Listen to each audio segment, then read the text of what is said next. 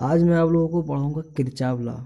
Board के point of view से अगर देखा जाए तो, कंपटीशन के पॉइंट ऑफ व्यू से देखा जाए तो भी बहुत ही इम्पोर्टेंट ये टॉपिक है। इसे हर एक साल एक ना एक क्वेश्चन जरूर बनते हैं।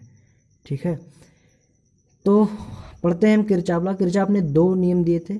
ठीक है, पहला नियम आज मैं पढ़ाऊंगा, दूसरा नियम इसके अगले वीडियो में आएगा, और इसके अगले वीडियो में मैं फर्स्ट लॉ पढ़ाने के बाद अगले वीडियो में मैं उसका क्वेश्चन भी कराऊंगा। ठीक है, तो किरचॉफ लॉ जंक्शन रूल, पहले रूल को जंक्शन रूल के नाम से जानते हैं, या किरचॉफ करंट लॉ भी कहते हैं। ठीक है, शॉर्ट फॉर्म में बोलो तो केसीएल बोलते हैं। ठीक, अच्छा, यानी केसीएल ये होता क्या है? जंक्शन रूल होता क्या है? जंक्शन क्या क्या चीज़ है? जंक्शन का मतलब होता है कहीं पर भी, ठीक है, कम से कम तीन, ठीक, दो तीन क्या नाम है, जो धाराएं होती हैं, ठीक है, वो अगर के मिले वहाँ पे जंक्शन बन जाता है। क्या बन जाता है? जंक्शन। ठीक, यहाँ पे देखिए, at any junction the sum of current entering the junction is equal to sum of current leaving the junction. यानी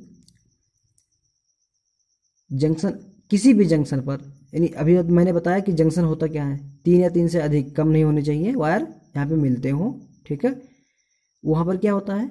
जंक्शन होता है। ठीक, at any junction the sum of current entering the junction is equal to sum of current leaving the junction. यानी अगर किसी भी junction पर अगर करंट आ रहे हैं, ठीक है, प्रवेश कर रहा है, वो इक्वल होता है जितना करंट वहाँ से उस जंक्शन से निकल रहा है। ठीक है, समझ में आई बात? नहीं आई? सभी के समझ में आई बात? बहुत अच्छे। अब आगे पढ़ते हैं, थोड़ा डायग्राम के मदद से मैं समझा देता हूँ हम लोगों को। ये डायग्राम सभी को दिखाई दे रहा ना? दिखाई दे रहा, नहीं दिखाई दे रहा? देखो, ये चीज़ जो लिखी है यहाँ पर, ये 2 एम्पियर धारा, जैसे एक जंक्शन, यहाँ पर वायर मिल रहे नहीं मिल रहे, एक वायर आया, दूसरा वायर, तीसरा वायर निकल रहा है, कम से कम दो तो होने चाहिए, दो से कम तो बिल्कुल नहीं, तीन से कम तो बिल्कुल नहीं होनी चाहिए। ठीक है, तो यहाँ पे दो वायर, जैसे 2 एम्पियर का एक वायर है, एक 3 एम्पियर का एक वायर है।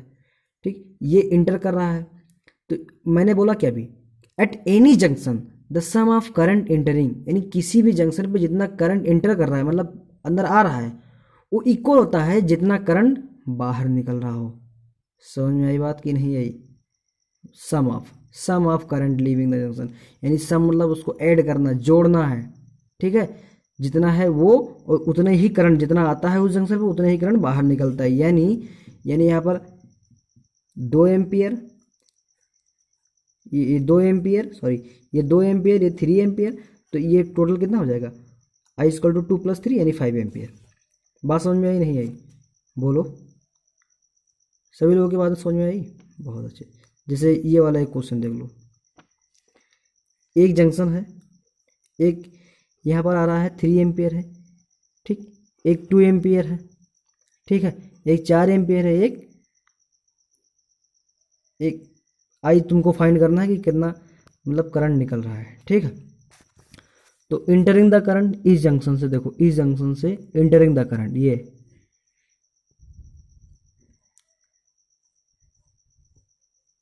कितना है? 3, और इंटर कितना कर रहा है? 4, निकल कितने रहे हैं? आई निकल रहा है, और कितना निकल रहा है? 2 निकल रहा है। तो हमने कहा कि इंटरिंग द करंट का सम कर लेना है, और जो लीव हो रहे हैं, जो करंट निकल रहे हैं, उनका सम कर लेना है।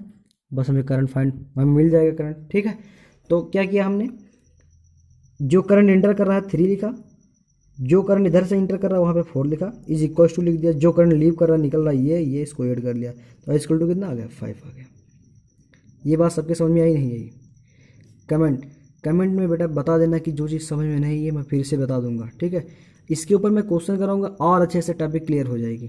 ठीक, अब देखते हैं कि ये इसका एक सिंपल सा फार्मूला, सिंपल सा, यानी अब आप शॉर्ट लैंग्वेज समझो, जैसे कि जो करंट अंदर प्रवेश कर रहा है उसे पॉजिटिव, तथा जो बाहर निकल रहा है उसे निगेटिव ले लेने पर उसका समीशन आई बराबर 0 होता है। यानी समझ में आई बात कि नहीं आई?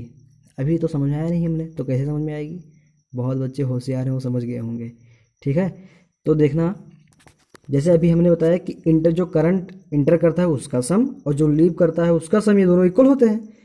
तो हमने पॉजिटिव निगेटिव कैसे लिया, जो लीव करता है उसको इस तरफ भेज लिया, या फिर जो करंट इंटर करता है उसको पॉजिटिव और जो निकलता है उसको क्या करेंगे, निगेटिव लेकर के समेशन आई बराबर 0 रख देंगे और वैल्यू पुट करेंगे, आ जाएगा आंसर।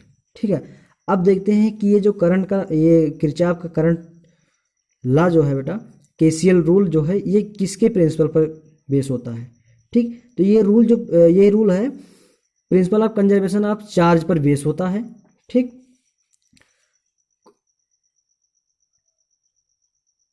अब यहाँ पर एक चीज़ और ध्यान में रखते हैं कि क्वेश्चन सॉल्व करने पर यदि आई की वैल्यू निगेटिव है तो इसका मतलब जो डायरेक्शन हम एज्यूम कर रहे हैं वो एक्चुअल डायरेक्शन के क्या है, निगेटिव है।